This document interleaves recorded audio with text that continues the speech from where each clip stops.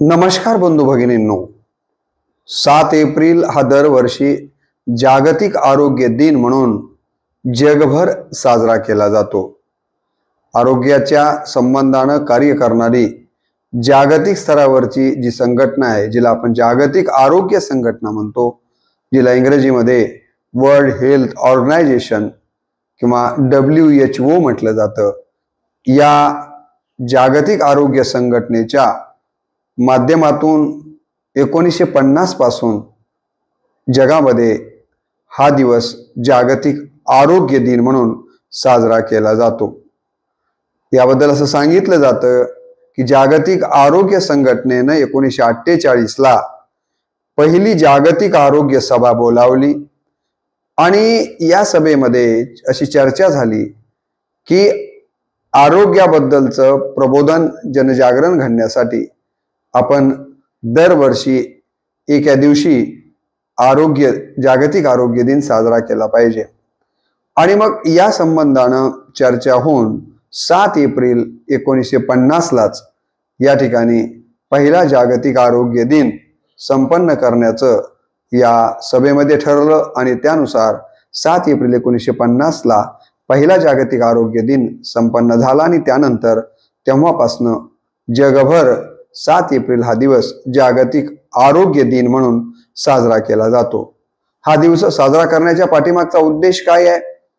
तर अलीकडच्या कालावधीमध्ये ज्या वर्षी आपण हा दिन साजरा करतोय त्या वर्षभरामध्ये आरोग्याच्या संबंधाने काय काय बदल घडलेले आहेत, नवीन रोग कुठले आलेले आहेत किंवा जुन्या रोगांच्या वरती काही न मिळालेली औषधं मिळालेली आहेत का, किंवा बदलती जीवनशैली त्यानुसार आपल्याला कशा पद्धतीने आरोग्य टिकवण्यासाठी कार्य करण्याची गरज आहे, अशा सगळ्या गोष्टींचा विचार या दिवसाच्या निमित्तानं करावा हाही या पाठीमागचा उद्देश आहे. तर अशा या सगळ्या जगाचं आरोग्य सांभाळणारे देवदूत म्हणून ज्यांच्याकडे आपण पाहतो त्या सर्व डॉक्टर्स बंधू भगिनींना मी जागतिक आरोग्य दिनाच्या निमित्तानं मनपूर्वक शुभेच्छा देतो आणि त्यांचं आरोग्य अबाधित राहावं असे ईश्वर चरणी मनपूर्वक प्रार्थना करतो. आणि रामकृष्ण बदने या यूट्यूब चॅनलवरती आपल्या सर्वांचं मनपूर्वक स्वागत करतो. आपल्या सगळ्यांना माहिती असेल की आपल्या भारतीय संस्कृतीमध्ये आरोग्याचे संस्कार हे लहानपणापासनं केले गेलेले आपण पाहिलेले आहेत. प्राचीन काळापासून आरोग्याच्या बाबतीमध्ये भारतीय लोक हे सजग राहिलेले आहेत. आपल्याकडे अशी प्रार्थना म्हटली जात होती की सर्वेपि सुखिनः सन्तु सर्वे सन्तु निरामया सर्वे भद्राणि पश्यन्तु. ही जी प्रार्थना आहे त्यामध्ये सर्वांना सुख प्राप्त झालं पाहिजे आणि हे सुख जर प्राप्त करायचं असेल तर सर्वांचं आरोग्य कसं असलं पाहिजे, तर निरामय असलं पाहिजे. म्हणून सर्वे सन्तु निरामया असं म्हटलं गेलेलं आहे आणि ही प्रार्थना आपल्या आरोग्याचं महत्व विशद करताना दिसते. आपण सायं प्रार्थना म्हणत होतो. या सायं प्रार्थनेमध्ये देखील दिव्याच्या समोर उभा टाकून म्हटलं जायचं होतं की शुभं करोति कल्याणम आरोग्यम धनसंपदा शत्रुबुद्धू विनाशाय दीपक ज्योती नमस्तुते असं म्हटलं. म्हणून आरोग्यम धनसंपदा म्हणजे लहान वयापासूनच आरोग्य हीच खऱ्या अर्थानं धनसंपदा आहे. आरोग्याचं अनन्यसाधारण महत्व आपल्या मनावरती बिंबवलं जात आलेलं आहे. निरामय जीवनशैली आरोग्याची गुरुकिल्ली असंही आपण म्हणतो. देही आरोग्य नांदते भाग्य नाही या परते. मला जर कोणी विचारलं या जगामध्ये सगळ्यात भाग्यवान कोण, तर मी असं म्हणेन की ज्याचं आरोग्य चांगलं आहे, म्हणजे जो निरोगी आहे, तोच या जगात सगळ्यात मोठा भाग्यवान आहे. आणि ज्याच्या शरीराला रोग जडले आहेत, भले तो भौतिक सुखसुविधेनं किती जरी मोठा असला तरीही त्याला भाग्यवान म्हणता येणार नाहीये. हेही देखील लक्षात घेणं गरजेचं आहे. कारण सुदृढ शरीरामध्येच सुदृढ मन राहतं, निरोगी शरीरामध्येच निरोगी मन राहतं आणि निरोगी मन असल्याशिवाय आपल्याला खऱ्या अर्थानं आपलं जीवन जगता येत नाही आहे. आणि म्हणून या जगातला सगळ्यात मोठा भाग्यवान तो आहे की जो आपलं आरोग्य टिकून आहे. आपल्याकडे असं म्हटलं गेलं की wealth is gone, something is gone, character is gone. याने wealth is gone, nothing is gone, character is gone, याने health is gone, something is gone, but character is gone, everything is gone. या ठिकाणी health is gone, something is gone असं म्हटलं गेलेलं आहे. म्हणजे आरोग्य हे अत्यंत महत्वाचं आहे. आपल्याला माहित असेल की एक हिंदीमध्ये असा विचार आलाय की पहिला सुख निरोगी काया, दुसरा सुख घर में माया, तिसरा सुख पुत्र आज्ञाकारी, चौथा सुख बचन में नारी.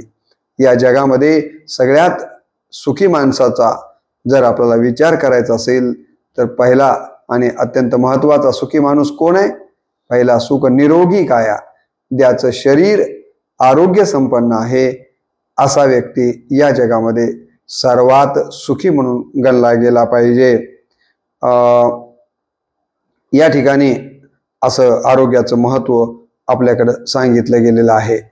खरं तर डनलॅपच्या गादीवर झोपून जर आपल्याला झोप येत नसेल तर आपण आरोग्यदायी जीवन जगत नाहीयेत असंच म्हणावं लागेल.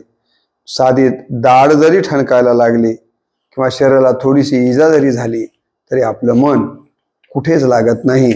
म्हणजे शरीर निरामय असणं अत्यंत महत्वाचं आहे. असं म्हणतात की रोग हे अशांती व पीडा घेऊन येतात.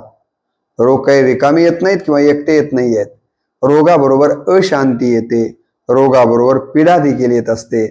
आणि म्हणून हे पीडा आणि अशांती आणणारे रोगच आपल्या शरीरात राहणार नाही आहेत यासाठीचा विचार करणं गरजेचं आहे. असं म्हटलं गेलंय की रोग कोणताही असो तो आपल्या शरीराला लागला की वाळवी लागल्यासारखं होतं. वाळवी एखाद्या वस्तूला लागली लाकडाच्या वगैरे की वरून तर लाकूड जशास तसं सही सलामत वाटतं, चांगलं ठणठणीत वाटतं, परंतु मधून मात्र वाळवी त्याला सगळं कोरून टाकण्याचं काम करते. तसंच एखादा रोग आपल्या शरीराला लागला म्हणजे तो आपल्याला आता निश्चितपणे टोकरून काढणार आहे, आपलं आयुष्य कमी करणार आहे असं होण्याची शक्यता आहे. आणि म्हणून आरोग्याला आपण अधिकचं महत्त्व दिलं पाहिजे. असं म्हणता येईल की आपल्या जर सगळ्यात मोठा शत्रू कोण असेल तर रोग आहे. बाकीचे शत्रू असतील परंतु रोग हा असा शत्रू आहे की जो आपल्याजवळ राहूनच आपला काटा काढतो. आपल्या आयुष्यात आपल्याला कोणता पुरुषार्थ किंवा ध्येय प्राप्त करावयाचा असेल तर निरोगी शरीर व निरोगी मन असणं महत्वाचं आहे. धर्म अर्थ काम मोक्ष ही 4 पुरुषार्थ सांगितलेले आहेत. यापैकी कोणता जरी पुरुषार्थ तुम्हाला प्राप्त करायचा असेल तर त्यासाठी तुमच्याकडे 2 गोष्टी असणं अत्यंत महत्वाचं आहे. एक गोष्ट निरोगी शरीर असलं पाहिजे आणि बाकी लक्ष्मी बी असली, पैसा बी असला पाहिजे. पैसा आहे परंतु आरोग्य नसेल तर त्याचाही काही उपयोग नाही आहे. आणि म्हणून या ठिकाणी आरोग्याला महत्वाचं स्थान आहे. आपण म्हणतो की माणसाच्या प्रगतीत अज्ञान, अविद्या, गरिबी, शोषण, अविवेक, शत्रू हे जे आता मी सांगितलेले हे जे सगळे शत्रू आहेत हेच कारणीभूत आहेत. याच्यामुळंच माणसाचा या ठिकाणी विकास होऊ शकत नाही आहे. परंतु असं म्हटलं जातं की शरीराला लागलेले रोग सुद्धा माणसाची प्रगती होऊ देत नाहीयेत. आता सांगितलेल्या गोष्टीमुळेच माणसाची प्रगती होत नाही असं नाहीये. शरीराला लागलेले रोग देखील आपली प्रगती होऊ देत नाहीयेत. आणि म्हणून आपल्या शरीरात रोग येणारच नाहीत याची काळजी आपण केली पाहिजे. खरं तर आरोग्य बिघडण्याच्या पूर्वीच या ठिकाणी पुन्हा औषध उपचार घेण्यापेक्षा आपलं आरोग्य बिघडणारच नाही यासाठीची काळजी घेणं अत्यंत महत्वाचं आहे. आता आरोग्य म्हणजे काय तर त्याची व्याख्या असे सांगितले जाते की शारीरिक, मानसिक, सामाजिक दृष्टीने व्यवस्थित आणि रोगमुक्त असण्याची अवस्था म्हणजे आरोग्य होय. आरोग्याची अत्यंत सरळ, सोपी आणि परिपूर्ण अशा पद्धतीची ही व्याख्या आहे. काय म्हणते ही व्याख्या की शारीरिक, मानसिक, सामाजिक दृष्टीनं व्यवस्थित आणि रोगमुक्त असण्याची अवस्था म्हणजे आरोग्य होय. आता हे जे जागतिक आरोग्य संघटना, ज्याला आपण WHO म्हणतो, त्यांनी आरोग्याची काय व्याख्या दिलेली आहे बघा. ते म्हणतात की आरोग्य म्हणजे केवळ रोगांचा अभाव नसून ती एक शारीरिक, मानसिक, सामाजिक आणि आध्यात्मिक समतोलाची अवस्था आहे. एखादा माणूस निरोगी आहे, एखादा माणूस आरोग्य संपन्न आहे असं आपण म्हणतो, तेव्हा केवळ शरीरामध्ये रोग नाही आहे म्हणून तो आरोग्यदायी जीवन जगतोय असं नाही आहे. तर त्याचबरोबर शरीरात रोग नसण्याबरोबरच काय काय गोष्टी असल्या पाहिजेत. शारीरिक, मानसिक, सामाजिक आणि आध्यात्मिक समतोल त्या व्यक्तीच्या जीवनात असला पाहिजे. असा समतोल जर नसेल तर त्याला निरोगी जीवन जगणारा व्यक्ती म्हणता येत नाही आहे. आणि या ठिकाणी या दृष्टीने आपण आरोग्याची व्याख्या समजून घेतली पाहिजे. रोग हे आपल्या आयुष्यामध्ये अशांती आणि पीडा आणण्याचं काम करतात. मग रोग कोणता जरी असला तरी आपल्या शरीराला पोखरण्याचं काम करतो. म्हणजे शरीराला लागलेली वाळवी जर काय असेल तर ते रोग आहेत.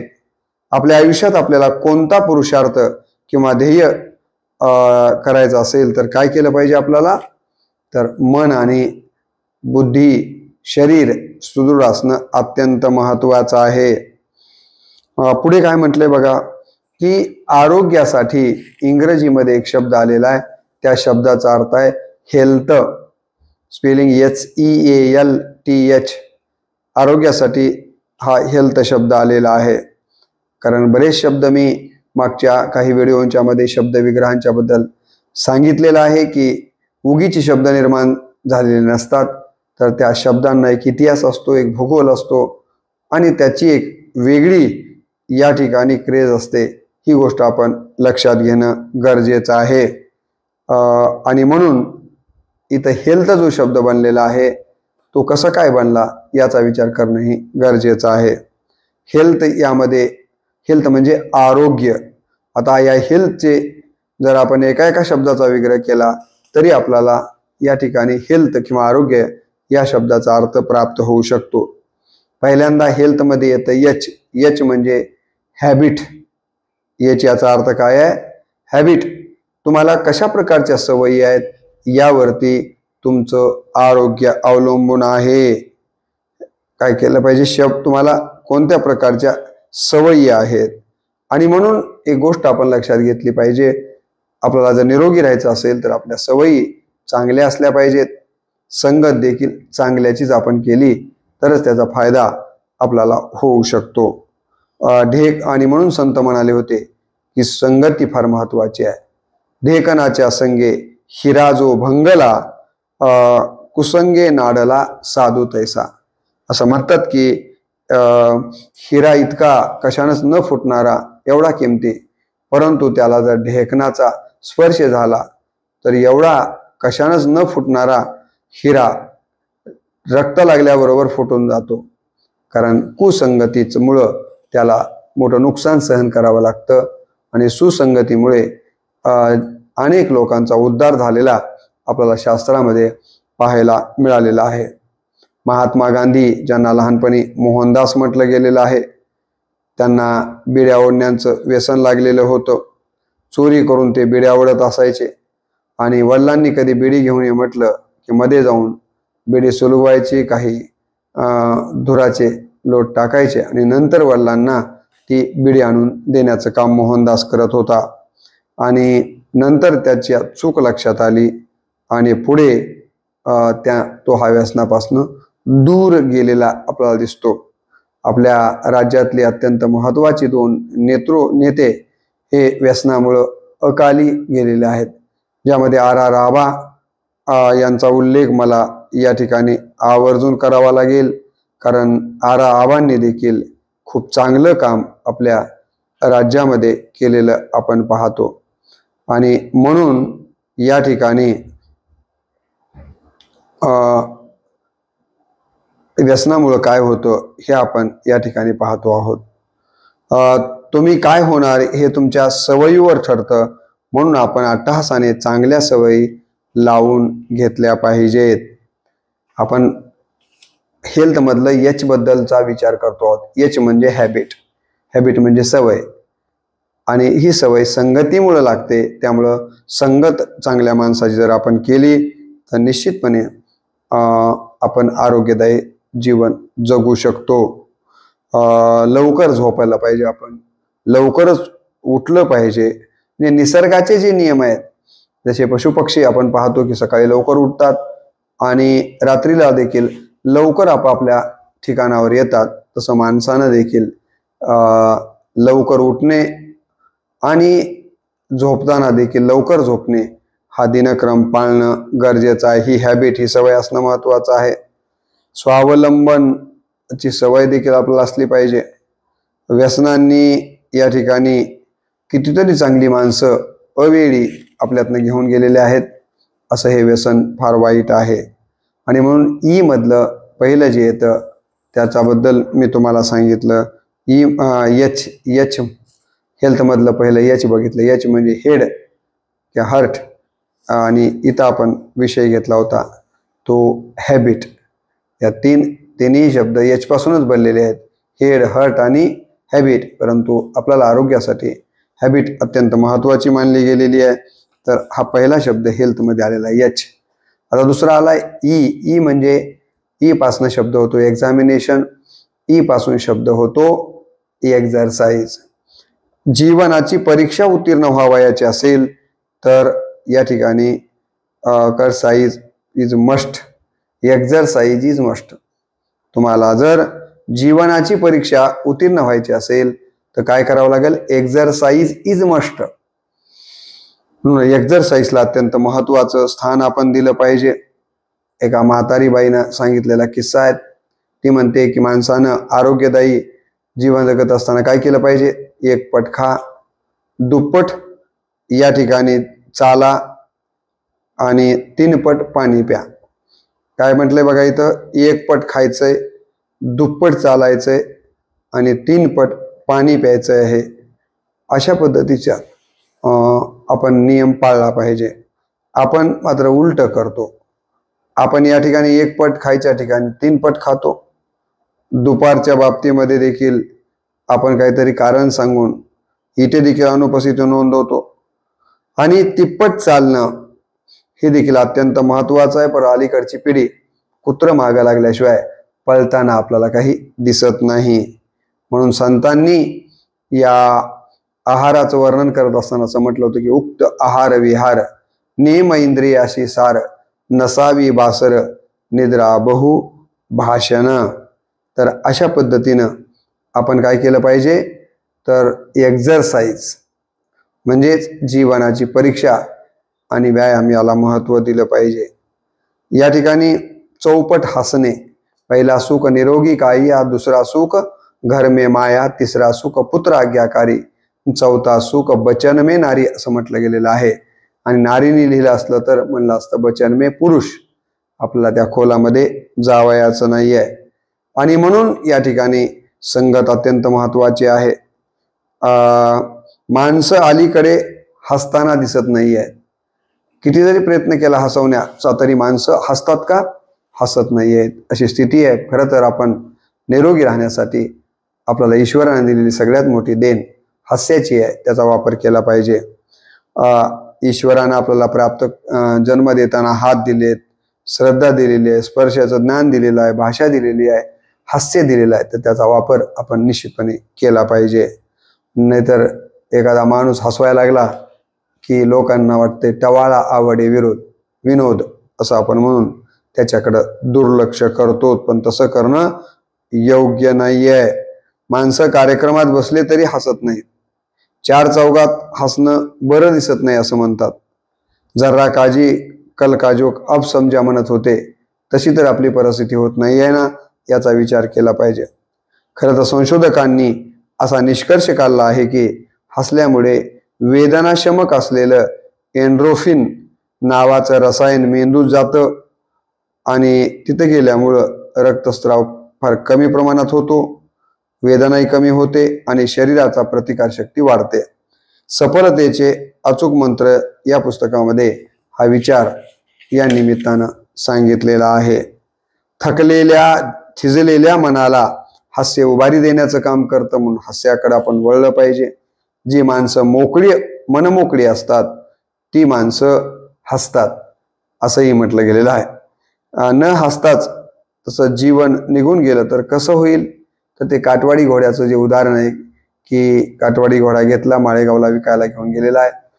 आणलेल्या चोरून आणला होता आणि एक जणानं त्याची चाल बघून येतो म्हणून जे बसून गेला ते परत आलाच नाही. म्हणजे चोरूनच आला होता, चोरूनच गेला. जन्मताना रडत रडत आपण प्रत्येक जण येतो, परंतु आयुष्यावर एवढं मोठं काम केलं पाहिजे की जाताना आपण हसत हसत गेलो पाहिजे आणि आपल्या जाण्यानं सगळं जग रडलं पाहिजे. ही अत्यंत महत्वाची गोष्ट आहे. दुसरी गोष्ट, आरोग्य टिकवण्यासाठी श्वासावर नियंत्रण ठेवायला शिकलं पाहिजे. प्राणायाम करा. ज्याच्यावर कधीच ठेवता येत नाही विश्वास, त्याचं नाव आहे श्वास. श्वास एक अशी गोष्ट आहे की जिच्यावर आपला विश्वास ठेवताच येत नाही, कारण कधी हे बंद पडेल आणि कधी आपला धोका होईल सांगता येत नाहीये. म्हणून असं म्हटलंय की ज्याच्यावर कधीच ठेवता येत नाही विश्वास, त्याचं नाव विश्वास, त्याचेच नाव श्वास. काय म्हटलंय की ज्याच्यावर कधीच ठेवता येत नाही विश्वास, त्याचेच नाव श्वास. आणि म्हणून बहिणाबाई म्हणल्या की अरे जगन मरण एका श्वासाचं अंतर, असा उल्लेख बहिणाबाई करताना दिसतात. जगातील प्रसिद्ध हृदयरोग तज्ञ मायकेल मिलर सांगतो की आपले हृदय आरोग्यदायी जर राहायचं असेल तर दररोज व्यायाम केला पाहिजे, खाणं पिणं सांभाळून गेलं पाहिजे आणि मन शुद्ध ठेवलं पाहिजे, हसत राहिलं पाहिजे. आपल्याला जर खऱ्या अर्थानं आपलं आयुष्य निरोगी बनवायचं असेल तर या 4 गोष्टी अत्यंत महत्त्वाच्या आहेत. त्यामध्ये या गोष्टींकडे आपण लक्ष देणं पाहिजे. नियमित व्यायाम करणं अत्यंत महत्त्वाचं आहे. प्रसिद्ध साहित्यिक उत्तम कांबळे यांनी फिरस्ती नावाच्या पुस्तक लिहिलेलं आहे. त्यात त्यांनी त्यांच्या स्वतःच्या चारवाक नावाच्या मुलाला अनुभव सांगितलाय. तो 17-18 वर्षाचा असताना त्याला डायबिटीज झाला, पण नंतर त्याने न्यायालयात या ठिकाणी आहारावर नियंत्रण, धावणं, पळणं, जीभ सर्व केल्यामुळं डायबिटिक्स आटोक्यामध्ये येऊ शकतो. औषधं सुद्धा बंद करावी लागतात. उत्तम कांबळे सरांनी आपल्या मुलाच्या बद्दल हाच प्रसंग सांगितलेला आहे. म्हणून हेल्थ मधलं एच म्हणजे हॅबिट, ई म्हणजे एक्झरसाइज, ए म्हणजे ॲटिट्यूड, तुमचा दृष्टिकोन कसा आहे यावर देखील बऱ्याच गोष्टी महत्त्वाच्या आहेत. आपला दृष्टिकोन आपलं जीवन घडवित असतो.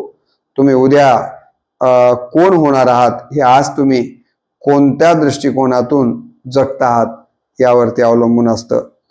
अर्धा ग्लास भरलेलाही म्हणता येतं आणि अर्धा रिकामाही म्हणता येतं. तर काही लोक असे असतात की ग्लास भरलेलाच आहे म्हणतात, अर्धा म्हणत नाही आहेत. असं पॉझिटिव्ह विचार किंवा सकारात्मक दृष्टिकोन आपल्या ठिकाणी असला पाहिजे. थॉमस एल्वा एडिसननं 10,000 वेळा तुम्हाला माहीत असेल की शोध लावण्यासाठी प्रयत्न केलेला आहे आणि शेवटी त्याला इलेक्ट्रिकचा बल्ब बनवण्याचा शोध लागलेला आपल्याला दिसून येतो. म्हणून असं म्हणतात की जेव्हा जेव्हा तो पराभूत होत असायचा तेव्हा तेव्हा तो काही नवीन शिकत होता. माणूस पराभवातून काही शिकतो, यश आलं की थांबतो. म्हणून आपण पराभव पचवायला देखील शिकलं पाहिजे. कर्णशल्याचं उदाहरण आपल्या सगळ्यांना माहितीच आहे. म्हणून आपण सतत सकारात्मक दृष्टिकोन ठेवायचा आहे. मी हे करणारच आहे, मला यात यश येणारच आहे, असं आपण सतत जिथे जायचंय तिथे आपण मनाला सांगितलं पाहिजे. स्वभावाला औषध असते बरं, आपल्याकडं चुकीची म्हण आहे की स्वभावाला औषध नसते, परंतु इथं आपण असं म्हटलं पाहिजे की स्वभावाला औषध असते. प्रथम चांगल्याकडेच आपण लक्ष द्यायचं, वाईट गोष्टीकडे लक्ष दिलं की मग आपण वाहवं जाण्याची शक्यता असते. म्हणून चांगल्या विचारांना आपण प्रोत्साहन द्या, त्यांच्याबरोबर राहिलं पाहिजे, चांगले बोला, नम्र राहा आणि कृतज्ञता बाळगायला देखील आपण या ठिकाणी शिकलं पाहिजे. आता बघा, हेल्थमध्ये एच म्हणजे हॅबिट, ई म्हणजे एक्झरसाइज, ए म्हणजे ॲटिट्यूड सकारात्मक आहे का नकारात्मक आहे. तर आपण सगळेजण सकारात्मक दृष्टिकोन ठेवला पाहिजे. हेल्थमधला एच ई ए इथपर्यंत आलो. आता यानंतरचं जे आहे ते यल, यल म्हणजे लव, लव म्हणजे प्रेम, प्रेम द्या प्रेम घ्या तेच. आणि म्हणून असं म्हटलंय की मेघ आम्हाला पाणी देतात, पक्षी आम्हाला गाणी देतात, वारा श्वास देतो, फुलं वास देतात, माती माया देते, वृक्ष छाया देतात. तर आपण माणूस म्हणून माणसाला प्रेम द्यायला आणि प्रेम घ्यायला शिकलं पाहिजे. तुम्हाला माहिती असेल की भाजीच्या वर्णनाबद्दल मी आनंदी जगण्यासाठी या व्हिडिओमध्ये विस्तारानं सांगितलेलं आहे. आणि म्हणून आपल्याकडे बघा प्रार्थनेमध्ये देखील धर्माची व्याख्या करताना काय सांगितलं, खरा तो एकची धर्म जगाला प्रेम अर्पण करणं हाच सगळ्यात मोठा धर्म आहे. माणसाकडून प्रेम तर मिळतंच, पण प्राण्यांकडूनही निश्चितपणे एकमेकांना प्रेम दिलं जाऊ शकतं. ती शोधण्याची दृष्टी आपल्याकडे असली पाहिजे. या ठिकाणी मंगेश पाडगावकर म्हटले होते की या जन्मावर या जगण्यावर शतदा प्रेम करावे. एकदा तरी आपण आपल्या जीवनामध्ये आपल्यावरती प्रेम करतो का, हा ज्याची त्यानं मनाला जर प्रश्न विचारला तर लक्षात येतं की खरोखरच आपण लव हा शब्द केवळ शारीरिक आकर्षणापोटी मुलामुली हिरो हिरोच्या मध्ये आपल्याला दिसतो, पण तसं नाही आहे. तर आपणही या ठिकाणी प्रेम निसर्गावर, प्राण्यांच्या वरती, माणसांच्या वरती करायला शिकलं पाहिजे. म्हणून असं म्हटलंय की छोड़ दे सारी दुनिया किसी के लिए, ए मुनासिब नहीं आदमी के लिए, छोड़ दे सारी दुनिया किसी के लिए. आणि म्हणून प्रेम हे आपल्याला आरोग्यदायी जीवन ठेवण्यासाठी महत्वाचं आहे. HEAL झालं आपलं. T म्हणजे टेन्शन फ्री लाईफ. आजच्या धावपळीच्या जीवनामध्ये माणसं तणावानं ग्रस्त झाली आहेत. गरिबी आली तर आपण माजायचं नाही आहे, श्रीमंती आली तर माजायचं नाही आहे. सुख दुःखाचे प्रसंग कुणाच्या जीवनामध्ये आलेले नाही आहेत, असे प्रसंग तर येतच राहतात. आणि म्हणून असं म्हटलंय की एक धागा सुखाचा 100 धागे दुःखाचे, जर तारी ये वस्त्र मानवा तुझी ये आयुष्याचे, एक धागा सुखाचा. आणि म्हणून या पद्धतीनं आता जीवघेणी स्पर्धा लागलेली आहे. आर्थिक अडचणी आहेत, नातेसंबंधातील दुरावा आहे, प्रेमाचा अभाव आहे, भविष्याविषयीची चिंता आहे. अशा पद्धतीनं आपण टेन्शनमध्ये जीवन जगतो आहोत, परंतु त्याच्यातनं बाहेर यायचा प्रयत्न केला पाहिजे. शारीरिक ताण, मानसिक ताण याच्यातनं बाहेर आला पाहिजे. शारीरिक अतिश्रमानं ताण येतो, मानसिक ताण हा वाईट आहे, तो मनावर व तणावर परिणाम करतो. मानसिक ताण, म्हणून आपण मानसिक ताण घ्यायचा नाही आहे. शारीरिक परिणाम देखील आपल्याला ताण घेतल्यानं होतात. रक्तदाब वाढतो, निद्रानं नाश होतो, डोके दुखायला लागतं, डायबिटीस होतो, भूक मंदावते, अपचन होतं, लैंगिक सुरुवातीला रस निघून जातो, लैंगिकतेतला अर्धांग वायू होण्याची शक्यता असते, घशाला कोरड पडण्याची शक्यता असते.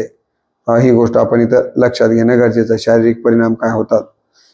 मानसिक परिणामामध्ये चिंता आपल्याला लागते, भीती, चिडचिडेपणा, अपराधी भाव आपल्यामध्ये येतो, विरुद्ध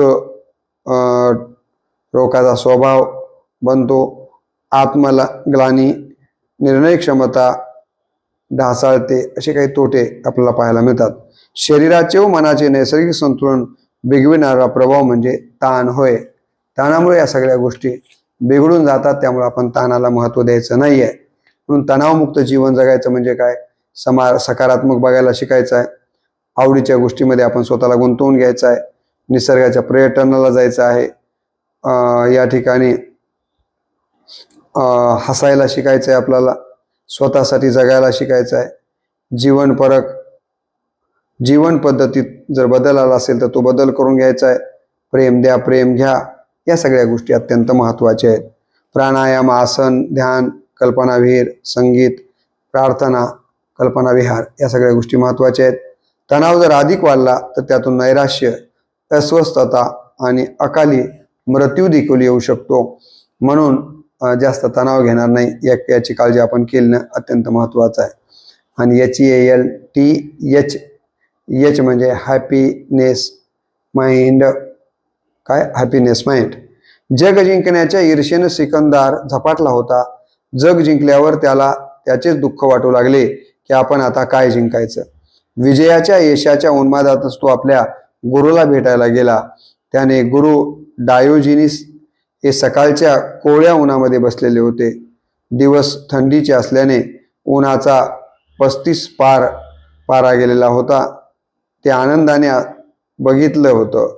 सिकंदराने त्याचा आपल्या अपार सत्तेचा जोरावर कोणतेही सुखाचे साधन मागण्याची या ठिकाणी इच्छा व्यक्त करायला सांगितले.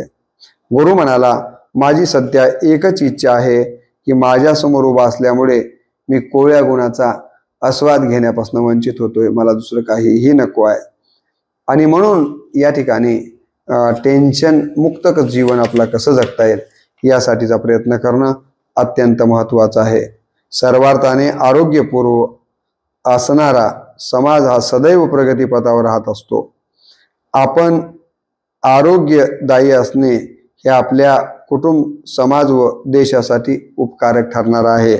आजच्या आपण बघितलं मागच्या 2-4 वर्षाखाली कोरोनाच्या याच्यामध्ये काय अवस्था झालेली होती ते. तर अशा पद्धतीनं आरोग्य हे अत्यंत महत्त्वाचं आहे.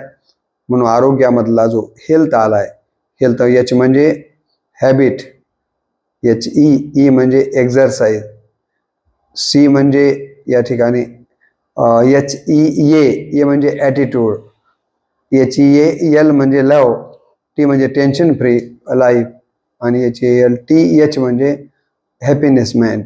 हॅपी म्हणजे आनंदी आनंद आपल्या आयुष्यामध्ये. हे जर मंत्र आपण लक्षात घेऊन त्यानुसार कार्य केलं तर निश्चितपणे होऊ शकतं. म्हणून जागतिक आरोग्य दिनाच्या निमित्तानं ह्याच्या काही मी HEALTH ज्याला आरोग्याला इंग्रजीमधून शब्द आलेला आहे त्याचा अर्थ आपल्यासमोर मांडण्याचा प्रयत्न केला. मला माहिती आहे की मी वैद्यकीय क्षेत्राचा डॉक्टर नसल्यामुळं जनरलच आपल्यासमोर मला मांडावं लागलं. आपण ते शांतपणे ऐकून घेतल्याबद्दल आपल्या प्रति कृतज्ञता भाव व्यक्त करून मी माझ्या वाणीला पूर्ण विराम देतो. नमस्कार.